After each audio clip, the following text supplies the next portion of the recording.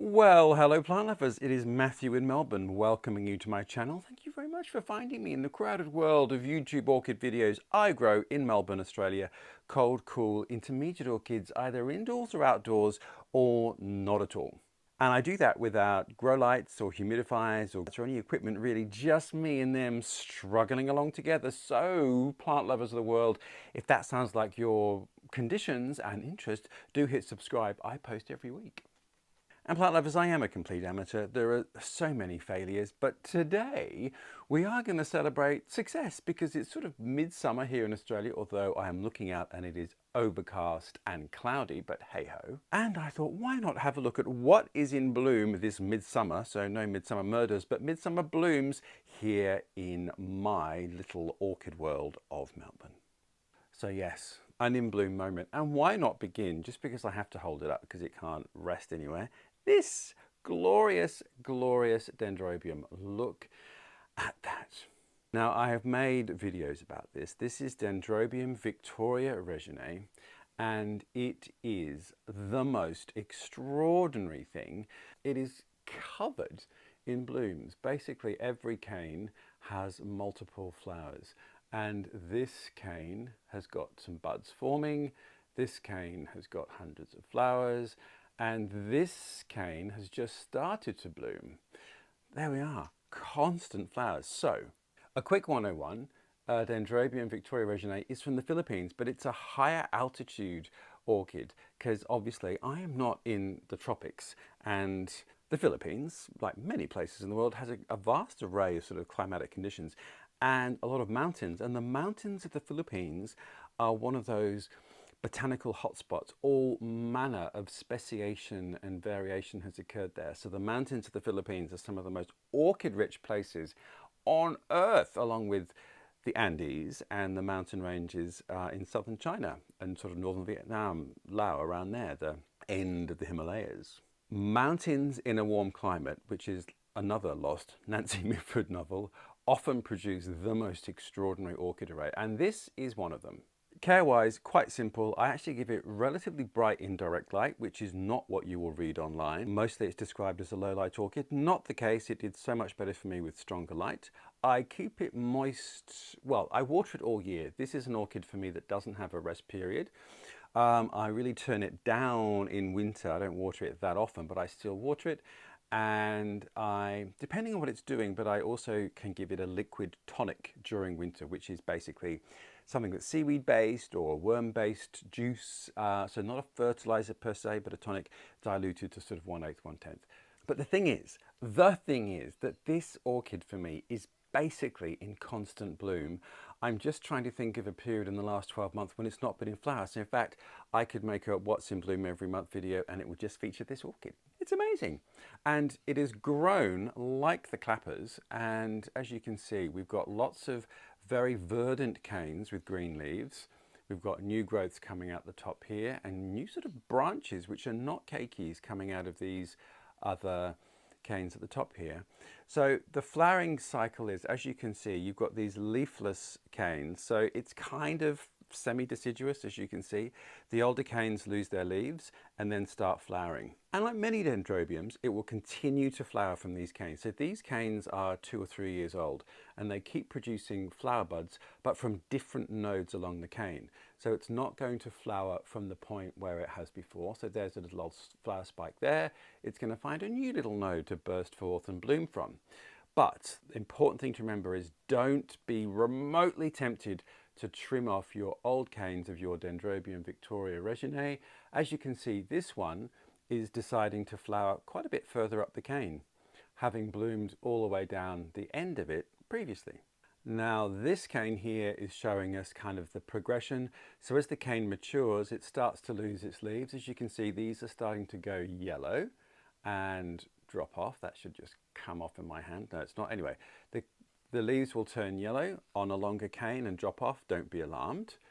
And as it begins to do that, you might, if you're very lucky, start to get flower buds, although it might wait until the whole cane is completely naked. And so this cane is blooming for the first time. And as you can perhaps see, the flowers are a little more intense when they open and they sort of mellow out as the flowers age. But just so beautiful. It is so rewarding. And it's such an interesting sort of shade of, what are we calling it? Maybe violet? I know some people like to call it blue, but it's not blue, it's violet. But it's such an amazing splash of colour. Now I have it hanging up in a macrame hanger, which is very 70s of me, but it just looks absolutely stunning. So there we are. It is midsummer, Dendrobium victoriae-reginae still in full swing. All right, still turning our leaves that way. And let us look at this. Oh my goodness. The fragrance of this orchid is just something else. Okay, I'm going to try and describe it. It's spicy, it's rich, it's yeah, spicy rich. Anyway, it is a beautiful orchid. Now this is a Colmanara. Well, it used to be a Colmanara. Look at that flower spike. Look how long it is. Isn't it wonderful? They are now called Oncostele, and I get it. So this is an orchid that's a mega mix between, I think, 3 different genera of Oncidium alliance orchids. And I think it was sort of created in the 60s, I think 1965. Anyway, a beautiful orchid, and it was named in celebration of Sir Jeremiah Colman of Colman mustard fame. Who would have thought? Anyway, he was a great orchid collector. He had an amazing estate called Gatton Park in Britain, which actually was designed, the garden there, designed by Capability Brown in the 18th century. And he was a great orchidist and had greenhouses and was a great cross breeder and a producer of primary hybrids and then complex intergenerics. So I don't know if he actually created this or whether it was named after him, but either way, I like to remain using the name Colmanara to remember Sir Jeremiah Colman and his mustard money that enabled him to spend all his spare time creating orchids.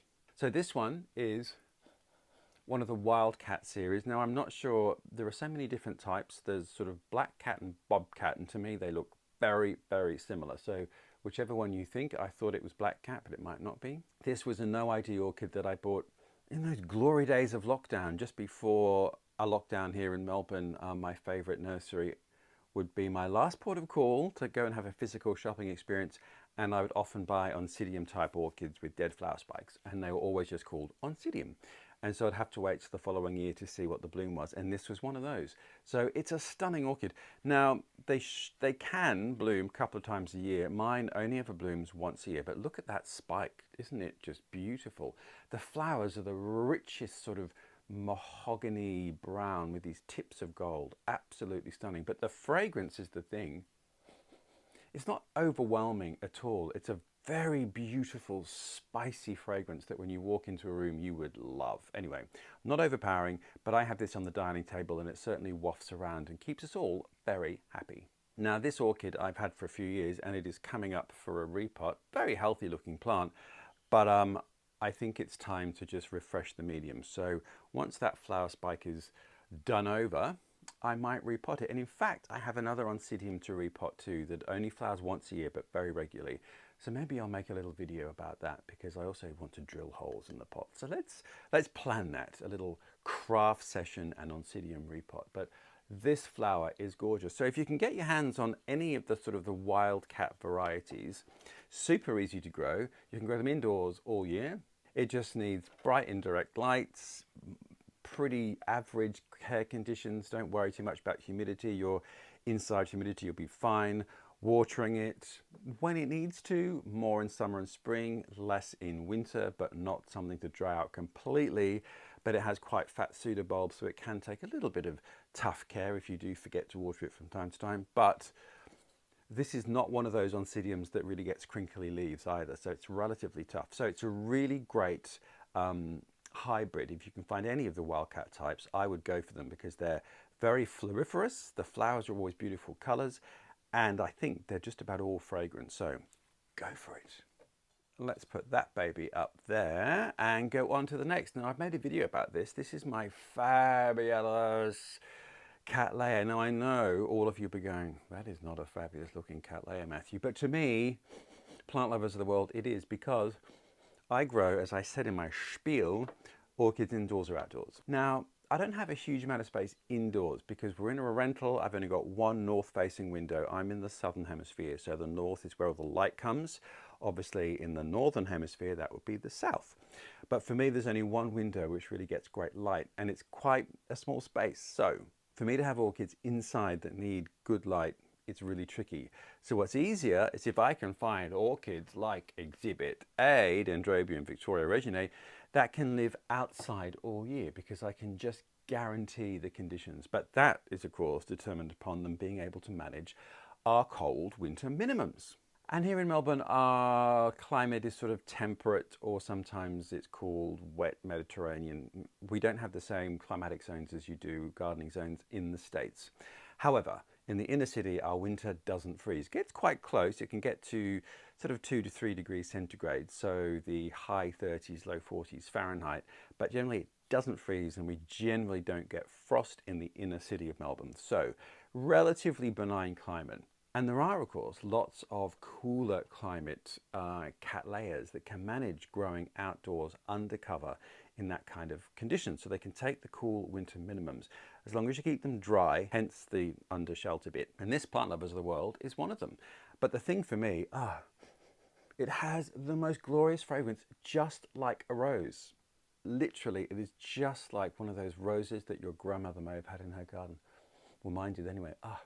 It's absolutely stunning. Now, it's a bit of a complex mega mix, and there's almost perhaps no point telling you what it is. But anyway, I'll put this name below. It's quite a complex hybrid. But what I have learned from talking to quite a few growers in Melbourne, both amateur and professional, is that there are certain Cattleya species that are the origin of complex hybrids. And in fact, there are certain species that are cool or even cold tolerant, and they are often higher altitude Cattleyas. And another kind of general rule of thumb I learned from some growers in Melbourne is that these more compact plants with orange-based flowers often do really well in our climate, i.e. they can take our outdoor cold temperatures. It's that ancestry of Cattleya coccinea, which you can perhaps see in that flower, and that orchid is particularly cool tolerant. And that tends to give plants its squat habit and sort of orangey, reddy orange flower color. So that's always been a good rule of thumb. Well, so I've only just really figured this out about 6 months ago, talking to some growers who had some plants on exhibition and on sale. So I think I'm entering my new Cattleya phase for 2024, Plant Lovers. Anyway, this one I bought from said grower, and it has just gone gangbusters. It is growing like the clappers. There are roots, new roots everywhere. There are new growths everywhere. This new growth emerged just after I repotted it, and it immediately flowered. This growth here just emerged after it and has a sheath there, which is about to flower. And I'm presuming and hoping that all these new growths are just going to mature and flower. So one of those plants that I'm really hoping will be covered in flowers. Anyway, it's just filling my heart with joy that I might be able to have relatively easily Cattleyas a go-go here in my less than balmy conditions. The other thing in bloom for me, which is a little Charma, look at that. Isn't that the most glorious thing? Covered in flowers. Now, I made a video about 2 years ago when I bought this plant, and I included it in a little video I made about sort of small miniature plants. As you can see, it's small. It's not tiny. I wouldn't call it miniature, but it's certainly a smaller plant. But just look at the flowers. Look how they are arranged under there. Glorious. Now, it's a Promenaea, and it was sold to me as a species called Xanthia. But looking at the flowers, can you see all those gold specks? It actually, I think, is a hybrid, and it is Promenaea Colmaniana, which is a cross between, well, what was thought to be two species, but is in fact a cross between a species and a subspecies. Anyway, too tedious to go into, but nonetheless, it's a beautiful, beautiful, smaller, cooler growing orchid. So this one lives outdoors all year for me. It only blooms once a year at this time of year, but as you can see, the flowers hang down in this beautiful manner around the pot. So in terms of potting, it certainly wants a shallow, wide pot. And as you can see from its growth pattern, it's a spreader. So it produces new growth from around the old pseudobulbs, and in my case is spreading in two very distinct directions. So in fact, I could probably just chop it in half and have two plants, but I'm not that kind of guy. I want specimen plants, Plant Lovers, so I'd love this to grow as big as possible, but actually there is still room for it to grow, so I won't need to repot it. So this is an orchid that doesn't like to dry out. Obviously in winter I water it less, but I still water it. And in spring and summer I just ramp that up, so keep it nice and moist. And basically, so as the growth and pseudobulb matures, you get a flower spike coming out from that little joint between the pseudobulb and the leaf. And it's grown really well for me. What you perhaps can't see on the camera is that it's kind of got a sort of a shimmery grey-blue sheen to the leaves. So quite a distinct hue to the leaves, actually, which is very beautiful. It's a shade lover, not deep shade, but not bright indirect light. Indirect light. But mine does get actually quite strong morning light for about half an hour. As the sun just rises, it shines on this plant and then moves on. I love it though. They're not fragrant flowers, but they're incredibly pretty and quite long lasting. So these have been out for at least a month and still going strong. Next cab off our flowering rank, plant lovers, is this stunner. Look at this. Let me just swivel Colmanara that way. There we are. Look at that. Isn't it absolutely beautiful? Now I have made a video about this, and it is Panarica prismatocarpa. One of those orchids though that's gone through numerous name changes. I won't bore you all with that, but just look at those flowers. Aren't they gorgeous? Tiger stripes, stunning, stunning color. So it's sort of like a very pale green with splotches of sort of mahogany burgundy, but this beautiful purple spot on the lip. Just a stunning, stunning flower. Quite a vigorous plant. Now, it's not a climber, even though it looks like it is. This is a division that I bought not quite a year ago, and it's been potted in this way.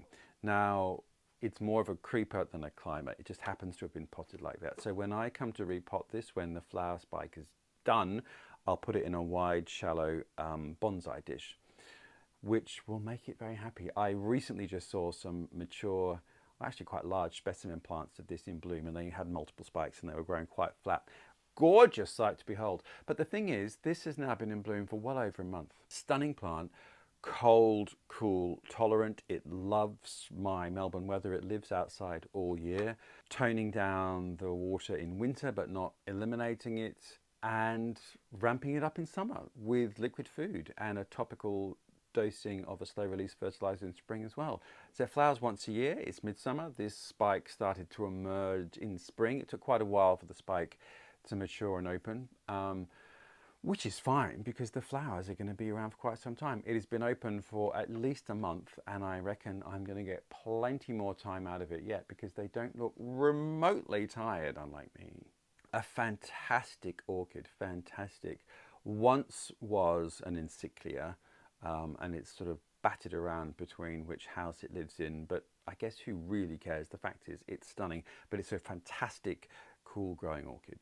So let's put that friend there, and then plant lovers of the world, an old favorite, the no ID housewarming gift, supermarket gift, nursery store gift, cut flower gift, Phalaenopsis. Now this one was given to me by someone who came to dinner, who brought me this lovely white flowering Phalaenopsis. There we are, still in the original pot, and if we lift that up, you can still see it's just in a black pot and it's just in pure sphagnum. And it was in bloom, and great, you know, often a gift that people give you. And I love them. I mean, look at the size of the blooms. They are just massive, massive, massive, massive flowers. But the thing is, plant lovers, that dinner was over a year ago. And as you can see, this is the one spike that the plant had when I was given it. Now, there are so many schools of thought about Phalaenopsis, but you know what? They are so easy to get and so inexpensive that I don't think we need to really beat ourselves up about it. Basically, I like my Phalaenopsis to do whatever they want. And generally, most of these hybrid Phalaenopsis are going to rebloom from the spike. Now, sometimes the flower spike, as it drops its flowers, will actually turn sort of beige and brown and be very obviously dying. But sometimes not. More often than not, it will stay green. So all I do is nothing, plant lovers. Leave it in the same spot. You might trim the end. Sometimes the end can die off but stop, so you could trim the end a little bit.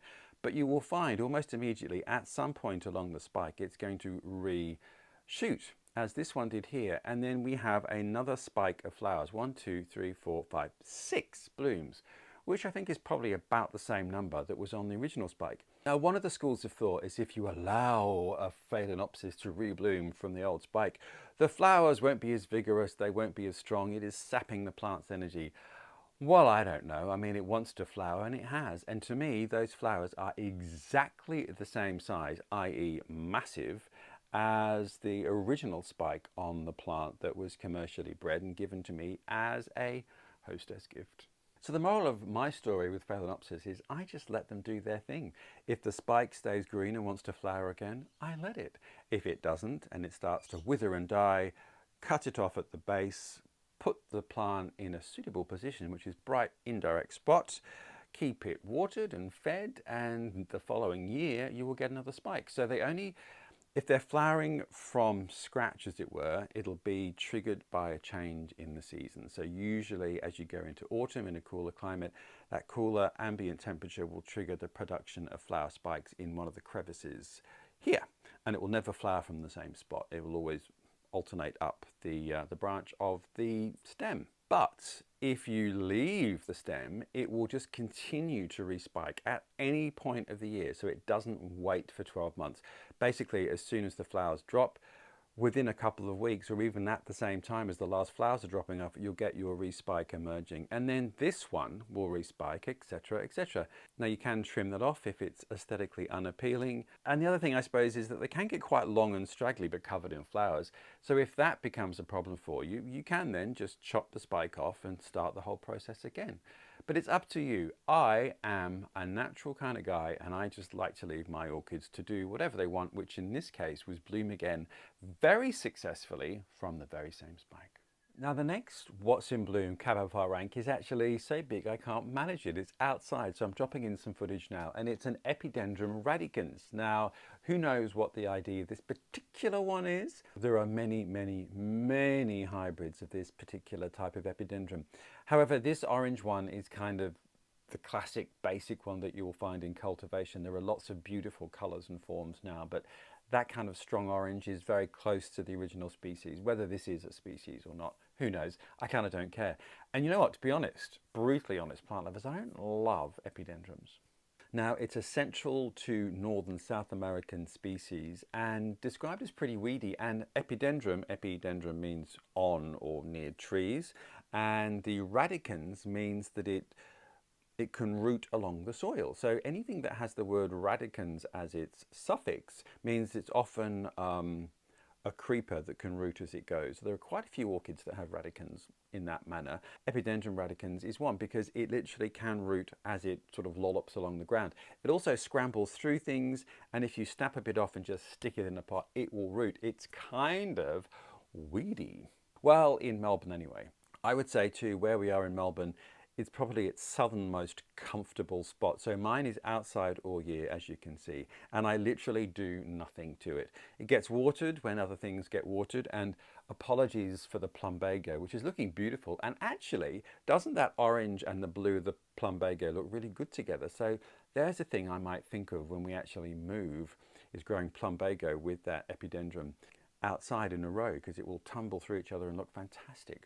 Here in Australia, they can basically bloom whenever they want throughout the year, and they bloom from the top of the spike, as you can see, and then subsequent growths will produce subsequent flowers. As you can see, mine's got 2, but generally you will see them as a mass of flower heads.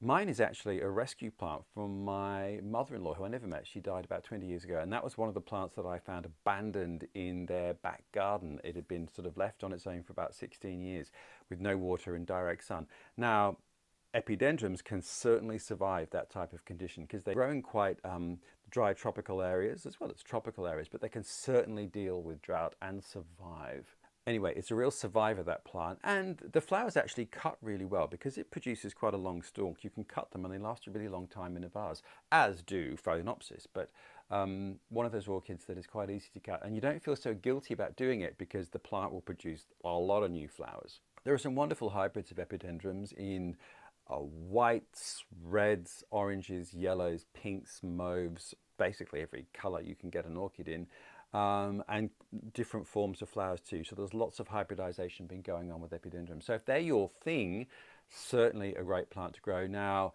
they basically like direct sun. That plant gets direct sun, doesn't affect the leaves at all. I water it when I feel like it. It gets rained on all the time. They are orchids that do very well outdoors as garden plants in Australia. So I haven't really seen them outdoors that much in Melbourne, but the further north you get, so Sydney up into Brisbane and further north, you see them literally just planted everywhere. Although I am reminded of the fact that I went to pick up an orchid I'd bought on Facebook Marketplace, and when I went to this guy's house, he basically had a hedge of epidendrums in front of his house, and each one was a different colour, and they were just scrambling, forming this kind of loose hedge, all in bloom, and it was so beautiful. So actually, there you go. They are planted outdoors in Melbourne. Not frost tolerant though, or I don't know, they could probably get down to quite low temperatures. They certainly manage outside all year here, but I'm not sure if they got prolonged cold, they would do particularly well. But anyway, a really tough orchid. No maintenance for me whatsoever, literally. If I can reach, I throw some slow release fertilizer at it in spring, but it's actually in a thicket, so I can't even reach it now. It's just doing its own thing and blooming. But what I do love is that combination of the plumbago blue flower and the orange of Epidendrum radicans. So there we are, plant lovers. I think we have covered everything that is in bloom for me right now. Let me bring our Catlay forward, swing Mr. Colmanara around, and celebrate Dendrobium victoriae-reginae, which is just a plant that never, ever, ever goes out of bloom. So it's almost a cheat to have it in this video, but isn't it wonderful? Well, there we are, plant lovers. Midsummer, there's a lot going on. I hope there's a lot going on in your world, and I hope it's good. Many thanks for watching. If you want to know what I'm doing next week, hit subscribe. I do post every week, struggling along, many failures, many, which I do share, but sometimes you just want to keep to yourself. A roller coaster orchid journey, which I look forward to sharing with you. So take care, and I look forward to seeing you wherever you may be next week.